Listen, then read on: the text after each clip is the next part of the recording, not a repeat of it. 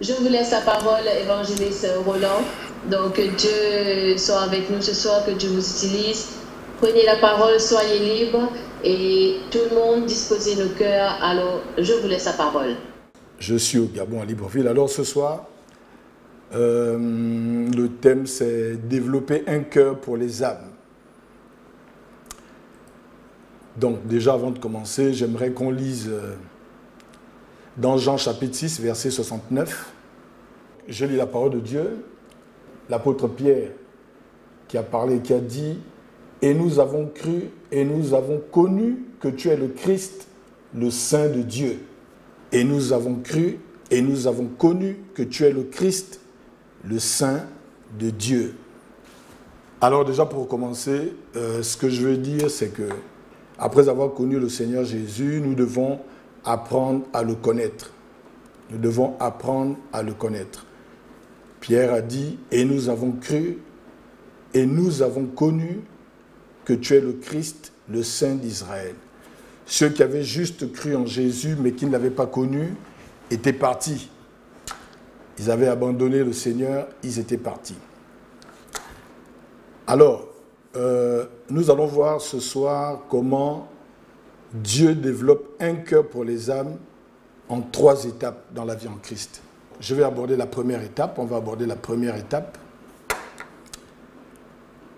À la base, lorsqu'on croit au Seigneur Jésus, Dieu par le Saint-Esprit nous focalise d'abord sur les choses qui sont utiles à la croissance d'un enfant de Dieu. En éclairant notre âme sur les choses qui lui déplaisent. Donc, la parole de Dieu nous plonge dans le processus de la sanctification. En fait, ce que j'ai envie de dire, c'est que le développement du cœur pour le salut des âmes, ou encore pour la passion pour les âmes, ou encore pour l'amour pour les âmes, naît lorsqu'on est en Christ. Celui qui n'est pas en Christ ne peut pas développer un cœur pour les âmes. Celui qui n'est pas en Christ ne peut pas développer un cœur pour les âmes. Pour lui, c'est étranger à lui, c'est étranger à sa nature. Donc, c'est en Christ. Il faut d'abord qu'on naisse de nouveau, qu'on devienne chrétien. Et par le Saint-Esprit, Dieu commence d'abord à nous focaliser sur les choses qui sont essentielles à notre salut. Et Dieu attire notre attention sur les choses qui lui déplaisent. Donc, la parole de Dieu nous plonge dans le processus de la sanctification. Dans Jean chapitre 17, verset 17, la Bible dit « Sanctifie-les par ta vérité ». Ta parole est la vérité. Donc, la parole de Dieu, lorsqu'on vit à Christ, le rôle qu'elle joue d'abord en nous, c'est de nous sanctifier. De commencer à nous amener à prendre conscience. Notre âme, notre cœur commence à prendre conscience des choses que Dieu n'aime pas. Et Dieu, dans son processus, par sa parole, nous éclaire. Et par rapport à notre ancienne vie, et par rapport à la parole de Dieu, nous commençons à comprendre que ceci ne plaît à Dieu. Et au fur et à mesure, nous rentrons dans la prière et nous prions pour que Dieu nous aide à aller de l'avant. Donc, sa parole nous sanctifie. Et dans cette phase, notre cœur réalise qu'on a cru à un Dieu saint et qu'on doit renoncer aux œuvres mortes. Dans ce processus, le Saint-Esprit nous amène à réaliser que le Dieu en qui on a cru est saint. Et du coup, notre cœur commence à prendre conscience de la sainteté. Notre cœur commence à prendre conscience du fait que notre vie passée était mauvaise parce que les choses qu'on faisait faisaient partie des œuvres mortes. Donc, notre cœur commence à se développer. Mais ici, en prenant conscience de la sainteté de Dieu. Et en prenant conscience du fait que nous étions des pécheurs. Qu'on était loin. Et dans ces œuvres mortes que le Saint-Esprit nous amène à réaliser, on commence à prendre conscience que notre comportement n'était pas bon. Donc, dans ces œuvres mortes, il y a le comportement. Il y a le mauvais caractère. Il y a des mauvaises habitudes, la jalousie, la rancœur, les querelles parfois, les mauvaises compagnies et toutes ces choses qui déplaisent à Dieu. Et le Saint-Esprit, dans la première étape où on a cru en Jésus, fait le travail c'est-à-dire, il nous transporte dans une vie de sanctification. Donc, il nous apprend à dépouiller nos cœurs des choses qui ne sont pas bonnes. Il apprend déjà notre cœur à se libérer parce qu'on réalise que Dieu est saint. On réalise que sa parole est pure et on réalise qu'à côté de lui, nous devons nous débarrasser des choses qui n'honorent pas son nom. Et notre cœur est en train de s'habituer à la sanctification et on va vers la crainte de Dieu. Et au fur et à mesure qu'on prend conscience de tout cela, la crainte de Dieu s'installe dans nos cœurs. La crainte de Dieu s'installe dans le cœur du chrétien. Et après cette première étape, le chrétien, donc, nous allons à la deuxième étape, c'est-à-dire le Saint-Esprit, déjà qui est rentré en nous, alors commence à nous conduire dans les profondeurs de la présence de Dieu. Après avoir pris conscience qu'on était loin de Dieu, loin du Seigneur, et que Dieu est un Dieu saint, qu'on a cru en un Seigneur qui est saint, et que le Saint-Esprit commence à nous apprendre la crainte de Dieu en nous débarrassant des mauvaises choses, alors il nous conduit maintenant dans la deuxième étape, c'est-à-dire dans la profondeur de la présence de Dieu. Et comment il le fait? C'est dans la prière, c'est dans la méditation de la parole de Dieu. Il nous amène dans les profondeurs de la présence du Seigneur pour nous apprendre à le connaître. Dans la deuxième étape, le Saint-Esprit nous conduit dans une dimension où nous devons apprendre à connaître le Seigneur. Parce que nous avons cru en lui, maintenant l'étape de la connaissance de Dieu va commencer. Et le Saint-Esprit va nous plonger dans la communion avec Dieu. Et nous allons commencer à avoir le désir, l'amour de la prière, l'amour de la méditation de la parole de Dieu. Et nous allons nous plonger dans des choses qui intéressent Dieu. On va au fur et à mesure s'éloigner des choses qui attiraient nos cœurs vers les œuvres de la chair. Et on va commencer à plus s'intéresser aux choses spirituelles, aux choses qui nous rapprochent de Jésus. Et dans cette communion, on va commencer à travers la méditation de la parole de Dieu et à travers l'adoration, nous allons commencer à nous plonger dans l'intimité du Seigneur, où notre âme va commencer à subir une transformation au contact de sa nature. C'est-à-dire au fur et à mesure que nous allons prier le Seigneur, au fur et à mesure que nous méditons la parole de Dieu, le Saint-Esprit commence à nous influencer et la nature de Dieu, la nature de Jésus commence à s'installer dans nos cœurs. Et dans Romains chapitre 12, verset 2, la Bible dit « Ne vous conformez pas au siècle présent, mais soyez transformés par le renouvellement de l'intelligence afin que vous discerniez quelle est la volonté de Dieu, ce qui est bon, agréable et parfait. » Dans cette communion, le Saint-Esprit renouvelle notre intelligence. Il nous amène dans une autre dimension, dans une autre façon de voir les choses de Dieu, dans une autre façon de considérer Jésus, dans une autre façon de considérer notre conversion. Il nous plonge dans une nouvelle dimension où, par la prière, l'amour de la prière va augmenter en nous. L'amour et la soif de Dieu, ça va tellement augmenter qu'on va se plonger dans la connaissance de la parole de Dieu en lisant, en méditant la parole de Dieu. Et notre intelligence, par le Saint-Esprit, va se renouveler. Et ce qui fait que nous n'allons plus voir des choses comme avant. Dieu va commencer à enlever l'ancienne compréhension qu'on avait de sa parole. Il va commencer à la transformer. Notre contact avec le Seigneur dans son intimité, dans la prière, va faire en sorte que la nature de Dieu va influencer notre cœur. Et notre cœur va commencer à aller dans une autre dimension et va commencer à voir les choses de manière différente. Parce que notre intelligence va être transformée. Et nous allons commencer à voir de manière différente les choses du monde. Les choses qu'on aimait auparavant, on va commencer à les voir différemment. Parce que Dieu va installer sa nature dans nos cœurs. Et plus on va se rapprocher du Seigneur, plus on sera au contact du Saint-Esprit, alors le discernement va s'installer en nous et nous allons commencer à voir les choses de manière différente. En fait, nous serons en train d'être transformés parce que nous allons commencer à ressembler à Jésus. Plus le Seigneur va nous amener à le connaître et plus nous allons commencer à lui ressembler. Plus dans sa présence, nous allons prier, plus nous allons rentrer dans ses profondeurs, dans la deuxième étape, plus le Saint-Esprit va nous rapprocher de Jésus, plus sa nature va influencer nos cœurs. Et plus sa nature influence nos cœurs, notre intelligence est transformée. Notre intelligence est libérée. Et notre vision des choses de Dieu change. Et nous commençons à voir ce que Dieu est en train de voir. Et notre cœur va commencer à entendre le battement du cœur de Dieu. Parce qu'on est passé dans une autre étape. Parce que le Saint-Esprit nous a pris par la main et il nous a conduits par la prière dans les profondeurs de la présence de Dieu. Et au fur et à mesure que nous prions, on va se rapprocher du Seigneur Jésus et sa nature va commencer à nous éclairer. Sa nature va commencer à libérer nos cœurs.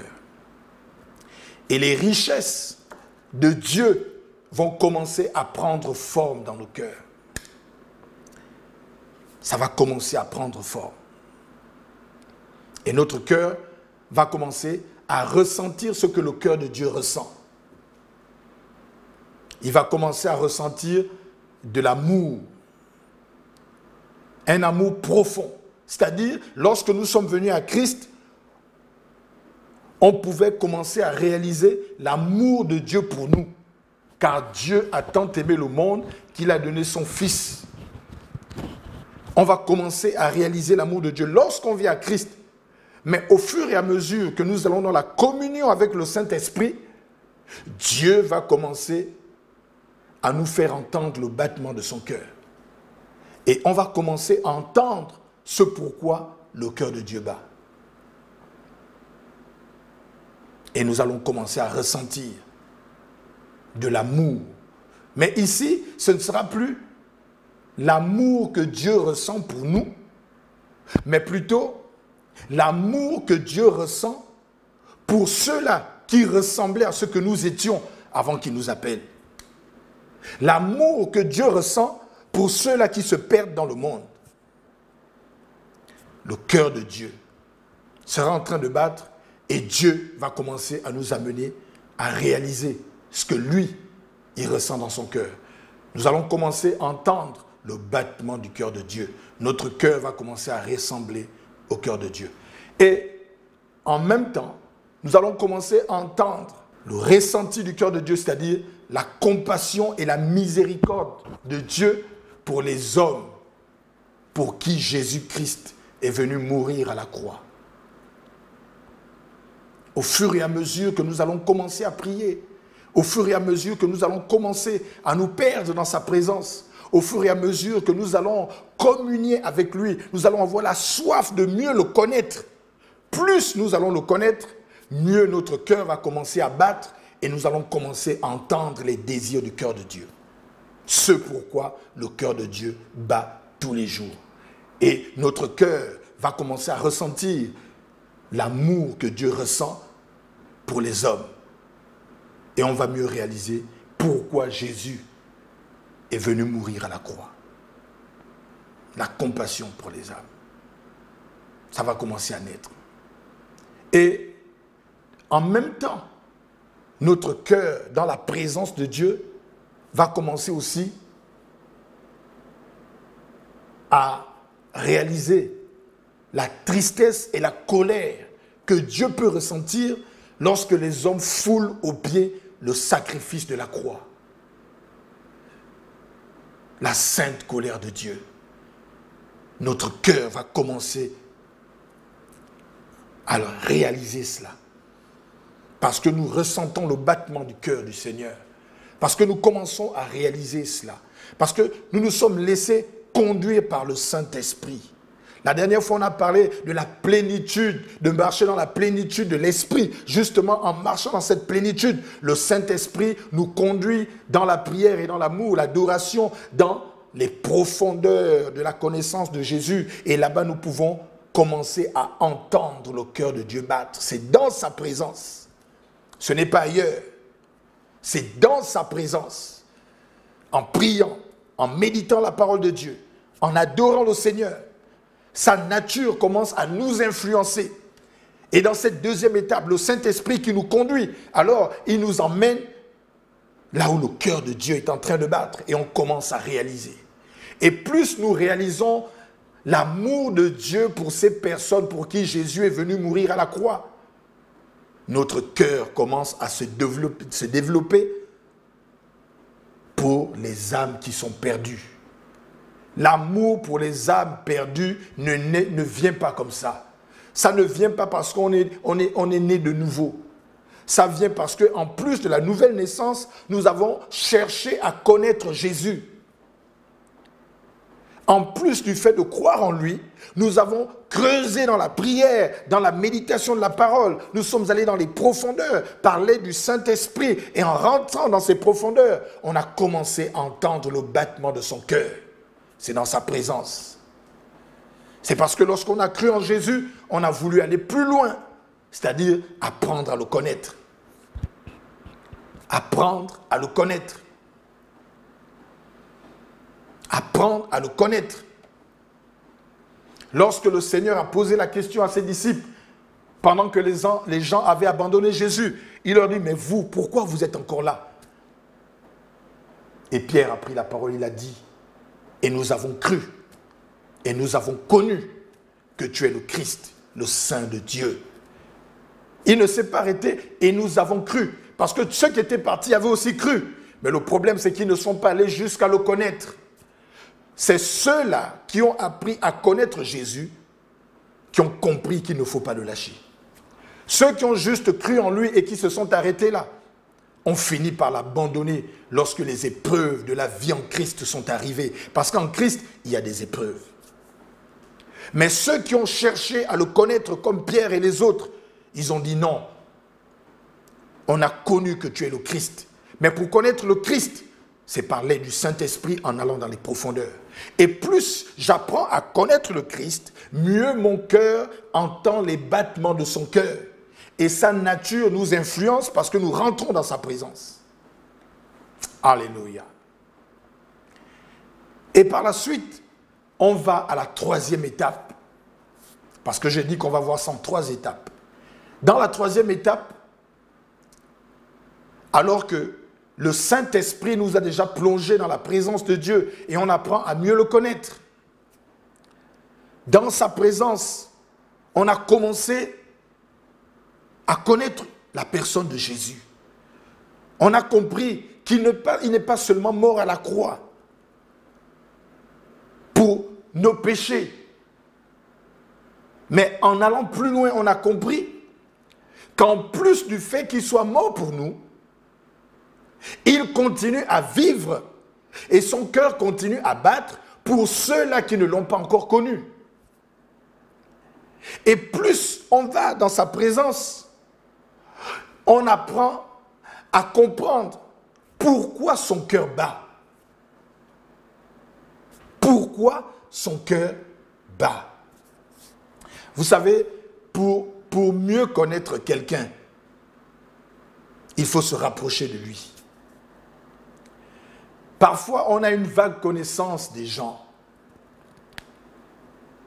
Le fait de voir quelqu'un, ce n'est pas le connaître. Lorsqu'on a des amis, on les connaît d'abord de manière lointaine, mais après, on apprend à les connaître de manière proche. On commence à rentrer dans leur intimité. Tous ceux qui voient nos amis de loin ne savent pas qu'ils ont peut-être, ou encore qu'il a peut-être une cicatrice derrière son dos, parce que son vêtement cache cela, lorsqu'il est face aux gens. Mais lorsqu'on rentre dans son intimité, lorsqu'on peut rentrer dans la chambre de notre ami, lorsqu'on discute ensemble, C'est en présence de ses amis ou de l'ami que je suis qu'il peut enlever son vêtement. Et lorsqu'il enlève son vêtement, je peux remarquer qu'il a une cicatrice derrière son dos. Je peux remarquer qu'au niveau de sa poitrine, il a une déchirure. Pourquoi? Parce que je me suis rapproché de lui, parce que je suis rentré dans son intimité. Et plus je suis dans son intimité, mieux je le connais. Et c'est la même chose avec le Seigneur. Avec le Seigneur, plus nous rentrons dans sa présence, plus nous prions le Seigneur, plus le Saint-Esprit nous transporte dans les profondeurs de la connaissance de Jésus, mieux nous apprenons à le connaître. Et c'est dans sa présence que le Saint-Esprit va commencer à attirer notre attention sur les préoccupations du Seigneur. Parce que lorsque nous sommes au loin, on a l'impression que Dieu n'a pas de préoccupations. On a l'impression que Dieu n'attend que nos plaintes. Il n'attend que nos prières. Il est juste prêt à entendre que je viens lui demander ceci, lui demander cela. Mais plus je rentre dans sa présence, dans sa communion, je commence à me rendre compte que donc le cœur de Dieu saigne aussi pour les âmes perdues. Je commence à réaliser que donc le cœur de Dieu saigne aussi à cause de ceux-là qui foulent sa parole aux pieds. Donc le cœur de Dieu saigne aussi parce que des gens qui ont cru en lui l'abandonnent. Donc le cœur de Dieu saigne aussi parce que des gens qui ont bénéficié de ses grâces à un moment donné, pour un rien, lui tournent le dos. Et je commence à réaliser cela.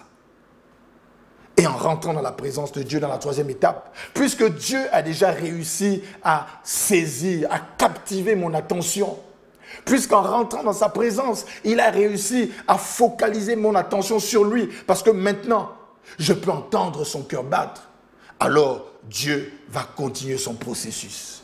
Il va continuer à entraîner mon cœur plus loin que là.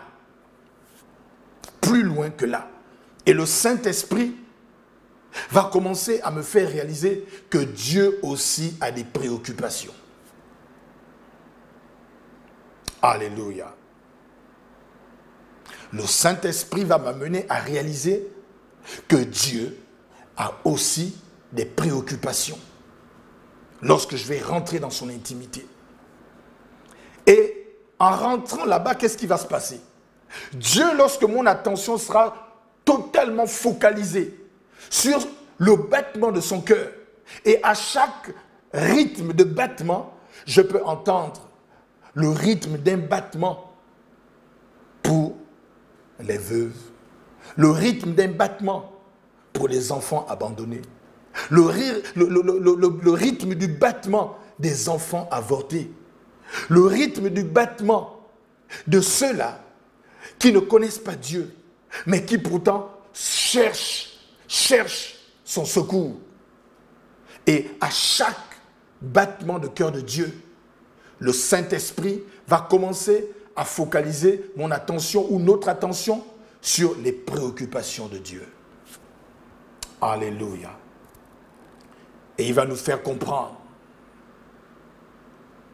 que Dieu veut aussi régler avec nous ses problèmes. On va commencer à réaliser que Dieu a des problèmes à régler et qu'il veut les régler avec nous. Dans Exode chapitre 3, la Bible dit, au verset 4, « L'Éternel vit qu'il se détournait pour voir, et Dieu l'appela du milieu du buisson. » Et l'Éternel vit qu'il se détournait pour voir, et Dieu l'appela du milieu du buisson. Lorsque Moïse est sur le mont Horeb, lorsque Moïse est en train de faire paître le troupeau de Jéthro, son beau-père, Moïse arrive devant des buissons. Et parmi ces buissons, Dieu descend dans un seul. Une flamme de feu. Un buisson est en feu. Et Moïse est étonné. Moïse ne comprend pas ce qui se passe. Et Moïse regarde. Pendant qu'il ne comprend pas ce qui se passe, Dieu ne lui dit rien. Mais c'est lorsque Dieu voit que Moïse se détourne pour voir, c'est lorsque Dieu voit que l'attention de Moïse est totalement focalisée sur ce qui se passe, sur le feu qui ne consume pas le buisson. C'est à ce moment que la Bible dit « Et Dieu l'appela du milieu du buisson ». Lorsque le Saint-Esprit a focalisé notre attention sur le battement du cœur de Dieu, lorsque dans sa présence, notre cœur commence à ressentir ce que le cœur de Dieu ressent, alors Dieu, voyant que notre cœur est captivé, va commencer à nous appeler du milieu du buisson. Donc il va nous appeler depuis le milieu de notre cœur. Il va commencer à nous interpeller. Parce qu'au début, il a tout fait pour captiver. On n'entendait pas la voix de Dieu, mais on commençait à ressentir le battement de son cœur. Et Dieu, en allant loin, il va commencer à nous interpeller, tel qu'il a fait avec Moïse. Lorsque l'attention de Moïse a été totalement focalisée, lorsque Moïse s'est détourné, c'est lorsque tu vas faire un détour, lorsque ton cœur va se focaliser sur le battement du cœur de Dieu, que ton cœur va rentrer dans une autre dimension où le Saint-Esprit va commencer maintenant à te parler. Il va commencer à te dire des choses. Il va commencer à te parler. La Bible dit, au verset 7, l'Éternel dit, il s'est adressé à Moïse. Puisque Moïse s'était détourné pour voir, son attention était maintenant focalisée. Alors Dieu pouvait maintenant parler au cœur de Moïse. L'Éternel dit, j'ai vu la souffrance de mon peuple qui est en Égypte, et j'ai entendu les cris que lui font pousser ses oppresseurs, car je connais ses douleurs. Dieu dit à Moïse, je connais les douleurs que subissent mes enfants qui sont en Égypte. Dieu est en train de partager à Moïse la douleur de son cœur. Dieu est en train de partager à Moïse ses souffrances à lui. Dieu, c'est-à-dire les préoccupations de Dieu, les problèmes de Dieu. Parce que Dieu a des problèmes. Et il veut les partager avec nous. Mais Dieu ne peut pas les partager tant qu'on n'est pas rentré dans son intimité. Tant qu'il n'a pas attiré notre attention. Tant que notre cœur n'a pas encore entendu le battement de son cœur. Et tant que notre cœur n'a pas commencé à ressentir ce que Dieu ressent. Et Dieu parle à Moïse. Et le Saint-Esprit nous interpelle de la même manière. Et le Saint-Esprit va commencer à te faire ressentir des choses que tu ne ressentais pas. Par le passé, lorsque tu étais à l'église, tu pouvais voir tout le monde à l'assemblée et prier simplement Dieu, chercher à adorer Dieu. Mais maintenant, ton cœur va commencer à s'intéresser à ceux-là qui sont démunis dans l'église. Maintenant, ton cœur va commencer à s'intéresser à ton voisin du quartier qui n'est pas chrétien. Maintenant, ton cœur va commencer à s'intéresser à ton colocataire qui bafoue sa vie et qui la plonge dans le péché. Et ton cœur va commencer à s'intéresser aux choses pour lesquelles il ne s'intéressait pas. Parce qu'avant, il se focalisait juste sur l'amour de Dieu et sur son avancement. Parce que Dieu a décidé de partager avec nous ses problèmes. Il a décidé de parler à nos cœurs. Il a décidé de développer nos cœurs pour que nos cœurs commencent à ressentir un amour profond, ce que notre cœur ne ressentait pas avant. Et Dieu, par le Saint-Esprit, développe nos cœurs. Il les développe, mais c'est dans sa présence. Ce n'est pas en étant distrait. Ce n'est pas en étant distrait. Ce n'est pas juste en se contentant d'une vie en Christ ordinaire. Mais c'est parce que j'ai cru en lui et j'ai décidé de mieux le connaître. C'est dans sa présence. Et Dieu a interpellé Moïse. Et il a partagé avec Moïse ses besoins, ses problèmes. Le problème de Dieu à ce moment-là, c'était la souffrance de ses enfants. La souffrance du peuple d'Israël en Égypte faisait souffrir le cœur de Dieu. Et au verset 10, il dit à Moïse, « Maintenant, va, je t'enverrai auprès de Pharaon et tu feras sortir d'Égypte mon peuple, les enfants d'Israël. » Dieu maintenant, voyant que Moïse a toute son attention focalisée sur ce que Dieu veut lui partager, Dieu ouvre son cœur à Moïse. Il dit à Moïse quelle est sa souffrance, quel est son besoin. Et en même temps, par la suite, Dieu fait savoir à Moïse que pour régler ce problème-là, j'ai besoin de toi. Et Dieu te dit ce soir que pour régler la question des âmes perdues, la question de ceux-là qui sont perdus, qui se perdent dans le péché, de ceux-là qui chaque jour, malgré le fait que la parole de Dieu les lave, mais il y a encore des chrétiens charnels qui repartent dans la fornication, qui repartent dans le mensonge et dans toutes ces choses qui font mal à Dieu. Dieu te dit, regarde-les, regarde-les.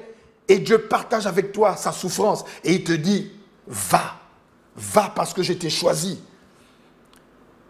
Et lorsque Dieu nous choisit, c'est parce qu'il a pris le temps de nous faire connaître ce que lui ressent. Et c'est dans la présence de Dieu que ton cœur, que nos cœurs se développent pour les âmes. C'est dans la présence de Dieu. Parce que Dieu veut nous partager ses souffrances. Et ce soir, Dieu veut t'interpeller. Il veut que tu regardes maintenant différemment la sœur en Christ qui à chaque fois se répand, mais retourne encore dans le péché. Dieu veut que tu commences à regarder cette sœur en Christ différemment. Il veut que ton cœur change et que tu ne la regardes plus comme étant celle-là qui bafoue le nom de l'Église. Mais il veut que tu la regardes comme étant cette personne que Dieu veut que tu sauves. En commençant dans la prière. Parce que le salut pour les âmes, le salut commence dans la prière. On commence à sauver les âmes à genoux. Et c'est dans la présence de Dieu. De la même manière que c'est dans sa présence que Dieu t'interpelle. Alors c'est dans sa présence que tu vas commencer à fléchir le genou et pour prier pour celui-là qui bafoue la parole de Dieu. Alléluia. J'avais vécu une expérience assez particulière. Et là, vraiment, on est dans les années 2000. Un jour, alors, j'étais allé à l'église et nous étions à une réunion ordinaire. Une réunion comme tous les jours. Et puis, c'était un soir, à la réunion du soir, c'est un frère qui était en train de diriger. Moi, à l'époque, j'étais dans les rangs avec tout le monde. Et je me souviens que j'étais à côté de la fenêtre. Un soir. Et le frère, celui qui dirigeait les moments de prière, parce qu'on était dans la prière, c'était des moments de prière intenses. Et après, il a entonné un cantique. Je me rappelle encore très bien du cantique. Ce vieux cantique qui dit « Je t'aime plus que tout, je t'aime. Seigneur, je te donne ma vie. » Et pendant que nous étions en train de chanter, moi aussi, je chantais ce chant. Je le chantais de tout mon cœur. Je le chantais de tout mon cœur. On était en train de prier. On priait, on chantait. Je le chantais de tout mon cœur. Et à un moment donné, pendant que je chantais, tout d'un coup, mes yeux se sont ouverts alors que j'avais les yeux fermés. J'ai eu une vision. Et je voyais des gens. Pendant que j'avais les yeux fermés et que je chantais ce cantique, je voyais des gens. Mais des gens qui étaient en train de se débattre dans une sorte de lac de feu. C'est comme si c'était une rivière, mais tout en feu. Et je voyais plusieurs personnes à l'intérieur, mais qui se débattaient. Mais il n'y avait aucun son. Je n'entendais pas les voix. Mais je pouvais voir des gens qui criaient. Des gens qui se débattaient dans cette vision. Certains, en voulant sortir, montaient les uns sur les autres. Et c'était terrible. C'est-à-dire, sans rien entendre, je pouvais ressentir leur douleur. Et en quelques secondes, lorsque j'ai vu ces images, j'entends le Saint-Esprit qui me parle clairement pendant qu'on était en train de chanter le cantique. Il me dit, si tu m'aimes vraiment, sauve ces âmes. Il a dit, si tu m'aimes vraiment, comme tu chantes dans ce cantique, sauve ces âmes. La vision a disparu. Et je suis resté. À un moment donné, j'ai arrêté de chanter parce que je ne savais pas exactement, à l'époque, on n'avait pas encore l'expérience de tout ça. Donc, je ne savais pas ce qui se passait. Je dis, mais Seigneur, qu'est-ce qui se passe? Et puis, les images en question sont revenues dans ma tête. Les gens qui se débattaient, les gens qui criaient. Je commençais à voir la chair de poule. Je commençais à ressentir la douleur. C'est après que j'ai compris que Dieu était en train de vouloir me transmettre ce que lui ressentait pour ces hommes. Ce que lui ressentait pour ces âmes-là qui se perdaient. Il était en train de me montrer que si je ne les sauvais pas, comme il me disait, alors ces personnes allaient mourir dans ce lac de feu en enfer. Et que déjà même leur vie était un enfer. Et à partir de ce moment-là, l'amour pour les âmes perdues dans mon cœur a pris une autre dimension. C'est-à-dire l'amour pour les âmes perdues, pour les âmes, a pris une autre dimension. Et lorsque la réunion a continué, ma tête n'était plus dans la réunion, mais ma tête était dans cette vision et dans ce que Dieu m'avait dit. Si tu m'aimes vraiment, sauve ces âmes. Et lorsque je suis rentré à la maison, je me suis mis à prier. J'ai dit, Seigneur, mais je ne comprends pas. Je vais les sauver comment? Je ne sais même pas d'abord qui c'est et comment je vais faire pour les sauver. Qui sont ces personnes? Et dans mon cœur, un amour, une soif de vouloir les sauver a commencé à grandir. Mais sauver qui? Je ne les connaissais même pas. Et puis le temps est passé. Les années ont passé. Et un jour, alors que j'étais au salon en train de regarder un documentaire, j'ai regardé et il y avait un documentaire sur des pygmées. Et quand je regardais, le Saint-Esprit a interpellé mon cœur. Et il m'a dit, les âmes à sauver dont je t'avais parlé, elles sont là présentes. Ce sont les pygmées. Des gens oubliés, des peuples oubliés. Et le Saint-Esprit m'a dit, tout le monde se bat pour bâtir une église dans des villes. Tout le monde se bat pour bâtir une œuvre là où il y a du monde. Mais des gens oublient que j'ai aussi des âmes à sauver dans des coins reculés. Et ces pygmées sont des âmes à sauver. Tu dois les sauver. Et ça a attiré mon attention sur le documentaire. J'ai bien suivi le documentaire et après j'ai compris que c'était des pygmées qui étaient au sud du Gabon, des pygmées de Matamatsenge. Et comme si ça ne suffisait pas, le soir après la prière, je reçois un message. C'est le prophète Jérémie qui a prêché la dernière fois, qui m'envoie un message et qui me dit, Roland, est-ce que tu as vu un documentaire qui est passé à la télé qui parlait des pygmées? Lorsque j'ai vu le documentaire, j'ai senti que Dieu m'interpellait. Et lorsqu'il me l'a dit, toutes ces paroles sont encore revenues. Et j'ai dit à Jérémie, Jérémie, Dieu veut qu'on aille les sauver. Dieu veut qu'on aille à Matamatsenge. Et ensemble, nous avons mis en place un programme avec Jérémie, tous ensemble. Et après les préparations, après tout le temps qu'on avait pris en prière, dans le jeûne, on a fini par se rendre à Matamatsenge. On avait pris toutes les informations, on ne connaissait pas cet endroit. Mais la soif pour ces âmes-là, la soif de les voir sauvés était tellement grande que ça nous a menés à l'action. En fait, ce que j'ai envie de dire, que la soif pour le salut des âmes ne nous laisse pas indifférents. La soif, lorsque Dieu a interpellé nos cœurs, lorsqu'il a parlé, lorsqu'on entend le battement du cœur de Dieu, alors on se bouge pour chercher à les sauver. Et on prie Dieu, on crie, Seigneur, comment faire? Et c'est dans ce moment-là que le Saint-Esprit vient dire, voici comment il faut faire, voici comment il faut faire. Et Dieu équipe. On cherche l'équipement, oui, mais Dieu équipe parce qu'il te confie une mission. C'est parce que tu as entendu le battement du cœur de Dieu. C'est parce que tu as répondu à l'appel de Dieu que Dieu maintenant t'équipe. Dieu n'équipe pas lorsqu'il n'envoie pas en mission.